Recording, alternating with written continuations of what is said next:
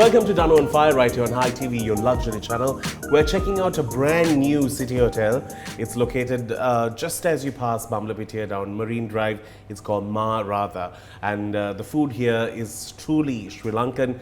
They source all these ingredients from local vendors, and it sort of supports so many families across the island. So, welcome to the show. Today, I have someone really special.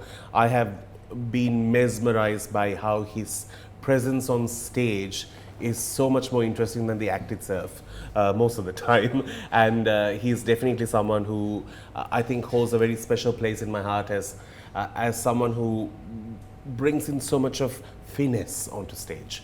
I'm happy to have the one and only Arun. Thank you for being here. Danu, you're far too generous in your introductory remarks. Oh, it's the truth. I've always been a fan of yours. When I was growing up, I always was very scared to speak to you. But you know, today I really have to I should not kill the queen. Simple as that. To start things off, Arun, there are people who get on stage and host events. And there are days that I've been asked to host events. And I always say, if I'm not comfortable with the product or the area, I'll always say, it's not going to do good for you and me. So I'll step out, because I feel like you can't just blindly get on stage and speak about something. But when you speak, I've always said it, I rather have you, it's so interesting, even about the arias, what they're going to perform, the history behind it. You love music, I'm told. Yeah, rather, yes. And it's been a familial thing. So I was exposed to music of different sorts from very early days, from the time I was quite little. So I was attuned, shall we say. And then I also, at some point when I was about 4 or 5, my parents decided that I needed to be educated formally in music. So I had teachers and that sort of thing. So, you know, that kind of thing. Were you a singer? Well, obviously not professionally, but for fun, yes. Right. And when I was a schoolboy, I was also able to sing in a college choir, so I had some exposure with proper singing, and singing, not just humming and amusing oneself in the bathtub or something like that, but in front of other people. Yeah, so I had that exposure, and I must say, one of my uncles was a trained singer. Right. So when I mentioned the familial thing, there was that too. So he would then say, "Oh, that's not the way to sing." And then, helped one to realize that there was a technique, and then you become aware of these things, and then you read up about it, and so on and so forth. Yeah. So yes, so that's the background with regard to music. Yeah. When it comes to media today, you see so many things have come out. Media has changed completely. Everyone is someone who is on media today. When you have social media, you tend to put your opinion, your viewpoint publicly. Tell me about it when you stepped into media, or when you sort of came into this industry. How was it? Well, obviously it was very, very different. I came into the realm of professional radio broadcasting. Television was there, but I wasn't that much interested, so it was radio. And at that time, there was just the one station, one national station. So I came into that sphere, and of course, my friends were the ones who were in the organization, people I had already known and come to have dealt with previously. So they kind of nurtured one along the way. But I must say, since you asked the question, there were standards that were insisted upon by those that were in authority or in positions of oversight. So many have been the times where I have had to explain myself as to why I cocked up on either syntax or grammar, and even pronunciation. And there was a kind of a standard that was set. And I remember the chairman of the time, Mr. Livi Vijaymanna, sending his office assistant to the studio and saying, "Ask that man to come and meet me before he goes off, before he leaves." So then you know that has been a clanker somewhere. So the standards were there, since you asked about that. But how was it? Yeah, well, now media was nothing like it is now. I would say that there has been a liberalization of the ability to express oneself. True. And in the informal sense, far more than ever before. Yes. The words we use today were definitely frowned upon at one time. Yes. Yeah. So, you know, so things have changed. That's as much as I need to say. And I'm amazed and sometimes amused by all that seems to be possible. Yeah. Is it mostly amazing, or is it just amusement that really captures your attention? Well, I guess, well, some good also has come. So from that perspective, I might say these people have courage to say what they are saying. But of course, if it's artless and mangles language, or is unclear and people are struggling to say something quite simple, then I might be amused, yes. Yeah. But, you know, we have always, as Sri Lanka, we have always been quite, what can I say? We always believe that we need to speak English that is very proper. Pronunciation needs to be on point. There is a sector of people for that. And there's also another section who have just stumbled upon different movies, accents have been picked up, and, you know, you have the yo-yo, what's up? You have that. So when it comes to media, do you feel, is that a right and a wrong anymore? The simple answer is no. There is no right and a wrong, and it does appear that people can get away with anything. Do I approve of it? Well, again, I feel I'm not in a position as judge. I choose not to. Although I'm dismayed by the fact that some finesse is not sought after. If one can express something with clarity, and that's so important in media, clarity is what it is. Correct. If you're going to confuse people, then you might as well say nothing. So for the sake of clarity, then the choice of words that comes in, simplicity of expression, accuracy comes in, you know. It needs to be accurate. Pronunciation, okay. If your pronunciation is so mangled that they don't know What you're saying. then that, you know, that defeats the purpose. So yeah, but is it proper English, Queen's English? Well, I'm not sure that's required now, because the language itself, people have taken ownership of it. So it's no more a British thing. People in Japan speak English, people in Australia speak it, and they do it their way. And New Zealanders have suffered a vowel collapse, and they seem to be okay with that. So, you know, Indians have their own way, so that's it. Yeah, that's brilliant. There's always, he says it so beautifully. Anyway, I'm so happy that you're on the show. We're going to take a break because we're going to be enjoying these starters. We will see you on the other side with more. Do stick around. It's Danu.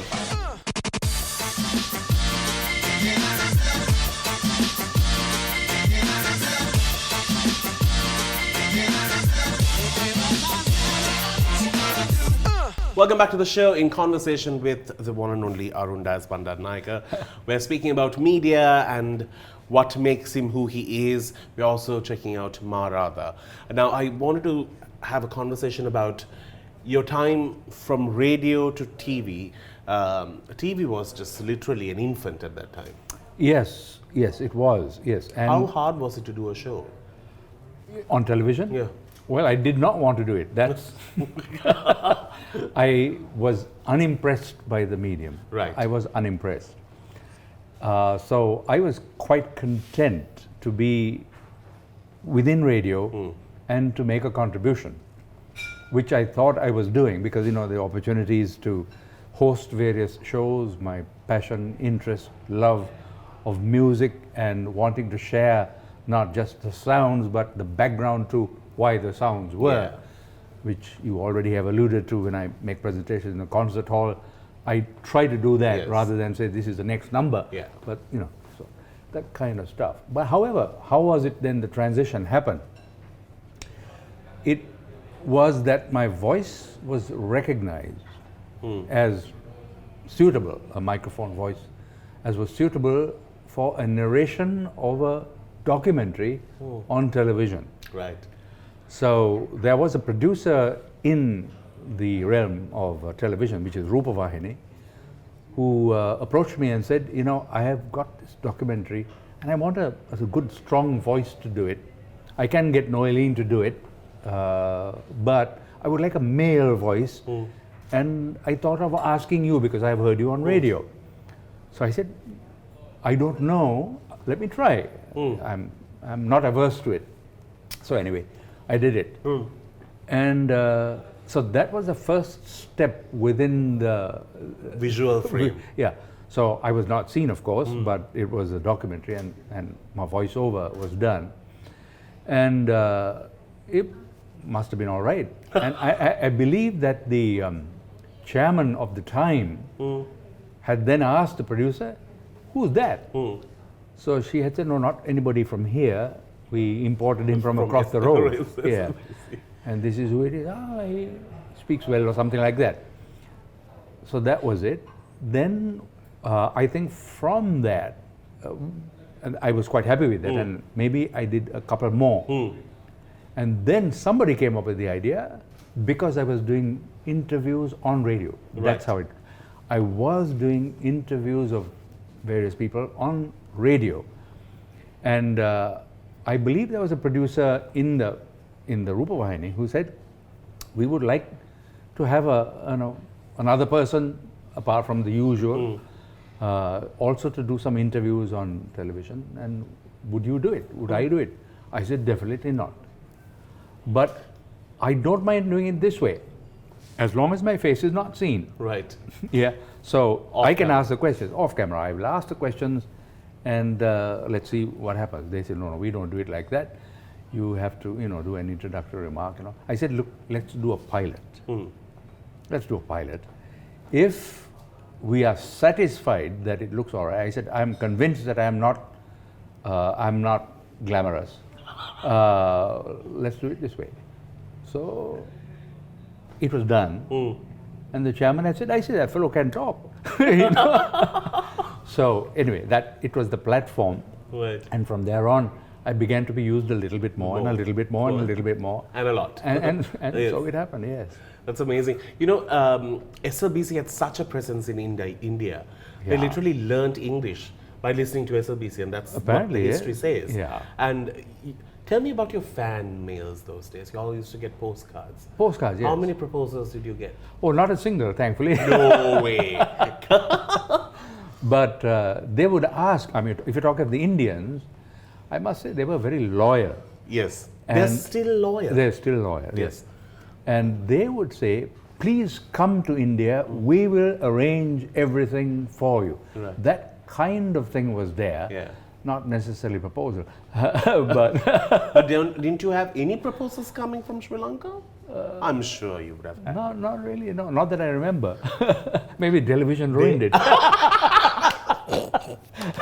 They're like, oh, I wanted to post this. Let's keep it. They always kept radio such a mystery, and everyone was pictured to be so Yeah. amazing. Yeah, quite true. I can appreciate Yeah. that. And also, radio at that time was such a demanding media. Like, Yeah. when you are on air, people sat and listened. That's true. And they focused on the radio. They Oh, yeah. looked at it. Yeah, Which, radio was central and not incidental. correct. Yeah. And right now, it's just Yeah. like somewhere there. Yeah. Talking about fan base, some names in our country and its association with media is forever. Like your name, Noeline Hunter, even Dalreen, like her shows, Oh, the yeah. way she did it. These are all names that are going to be with the media platforms of Sri Lanka for years to come. That impression or that kind of power is not there anymore. There's so many people, and it's so hard to penetrate and be in someone's top of the mind. How was it for you, and what do you see as a difference between then and now? Not easy to say, but I might say that when I first entered the sphere, if you're talking about radio, you're not seen, so your impact really is only into the ear, and with the ear into the heart. So if you present and you touch the hearts of people, then that's what usually works, and that's what I tried to do.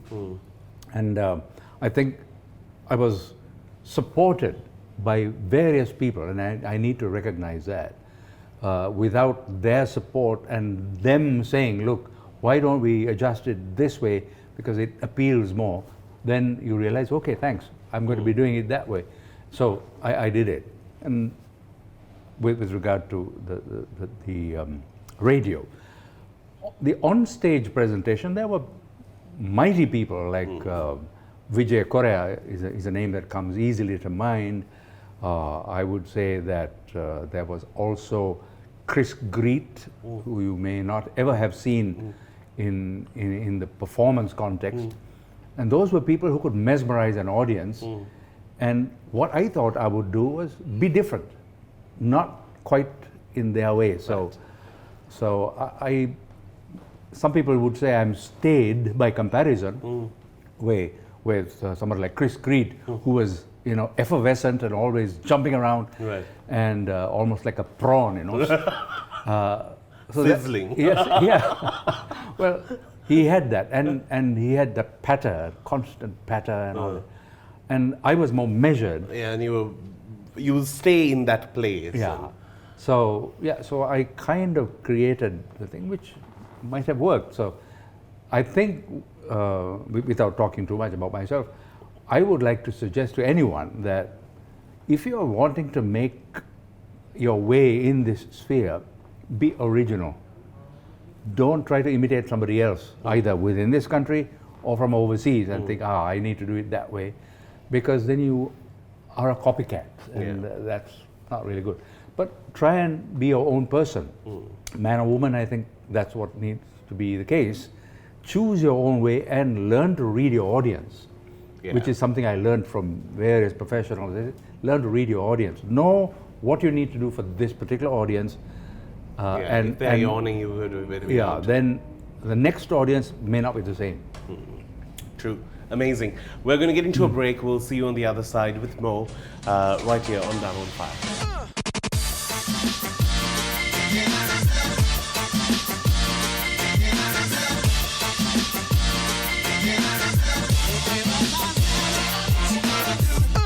Welcome back to the show, our final segment, and I really wanted to do it here because this is an iconic painting in this hotel, and we wanted to sort of showcase it. And in conversation with Arun Bandaranaike about his life in media and so much more. But what keeps you busy these days? COVID really put us off. Yes, it did. Off work. Yeah. Many other projects that were pushed into a state of non-est. But understandable, so one must not complain. In answer to the question, what do I do?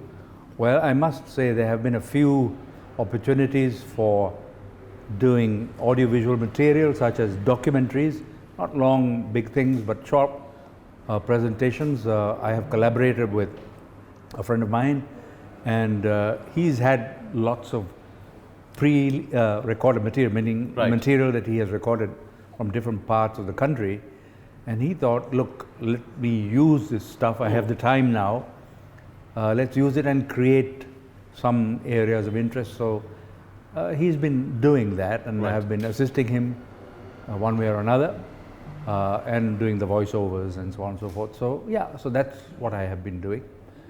And in the business arena, again, it's in a state of flux. I hardly need to elaborate on that, but it is a state of flux. And there have been concerns, and some of those have been voiced in programs that have called on my contribution. No, contribution is the wrong word, but the facilitation that I do as a moderator or whatever. And so we've had some webinars, and I found that to be rather interesting for the simple reason that people don't need to travel. Yeah, that's true. We've had people from overseas, from America, from London, and from China, participating in some of these things, and it's been vibrant. We can only hope that all of that talk will lead somewhere. Talk is what we are great at. Wanted to ask you, you have also made appearances in film. That's right, yes. How did that come about as a man who refused the camera? Yes, okay, put it this way. Drama, I'm not averse to. So, from my school days, I've been interested in drama, and I have done, I have been part of acting in productions at the school level, and then even later on, since you are acquainted with Jit Peris, well, with Jit I have done quite a bit. Right. And I don't think I've done anything with Indu Dharmasena, but I've been involved with Indu in Jit's production. Right. So you know. Yeah. So stage has been there, and I have been interested in that. I have done work with the British Council at a time when the British Council used to sponsor a whole lot of Theatre. theatre. Some of them were modest. Amounts. No. I'm not speaking of the That monetary was also contribution. helpful, you know, at that time. Yeah. I'm not speaking necessarily about the monetary contribution. I'm talking of the small theatre idea, not the vast audiences, Correct. but small, shall we say, Intimate intimate. Yeah, intimate. And they also had it in their garden spaces. That's and- right. So I was involved in some of the production. So yeah, so there was a background of theatre, drama. So stemming from that, when some people, shall we say directors, said, we would like to use you for this character, I didn't mind because I was not me. Yeah, it I was some- somebody else. So I was okay. Were you always the very proper English-speaking gentleman? No, I have done caricatures of myself. Yeah. And yeah, I have done Indian parts which required me to speak with a slightly Indian accent. Yeah. So I've done that. Brilliant. You know, today I was telling him he has such a wit about himself that I really hope that he will get into stand-up. Have you ever considered that? No, I haven't considered it very seriously, but I have done that sort of stuff informally amongst friends. Yeah. Yes. I think you should really do it. It'll be just fun to hear you take a dig at a few people here. But we live in such a critical world. How did you handle all your negative and positive comments that people gave you? Well, I mean, obviously, these are not comfortable things to hear. So I'd admit that sometimes you get a shock because you mean well, Yeah. and somebody has kind of got a completely different, I'm not saying twisted, but a different perspective. And then you wonder why. And then those have led to adjustments. And one needs to think seriously that these could be constructive if one takes it that way. And yeah, so I have made certain adjustments in what I might say or do and how I do it. Yeah, so you learn from, in answer to the question, how do you handle it? I say, I like to learn from them. Well, your iconic look is always going to be the tux, especially the white tux. You're always seen in that. Well, it has been a pleasure having you here and speaking to you, and also was quite nervous to actually host this show because high standards. Thank you so much to the team here at Maharada. I must say, we were waiting for us to find a solution to this ray of sunlight that came. It was all fine until there was a bit of a glow coming from Arun here. For which I claim no responsibility. So we wanted that polished look of his to not shine as much. So we had to wait, and at that time this cheesecake was too inviting, and we actually had our dessert, unfortunately. But I must say to the team here at Maharada, you're absolutely amazing. Do come and enjoy some Sri Lankan inspired food that helps the community in return. It's down Marine Drive, and thank you so much for being here. Thank you. And it has been an honor. Thanks. To all of us. On that note, we'll wrap things up. We will see you soon with another episode of Danu on Fire. Till then, you keep smiling. Thank you to our sponsors, Durham Bliss Ceylon, and not forgetting 7 Media by Israel Holdings.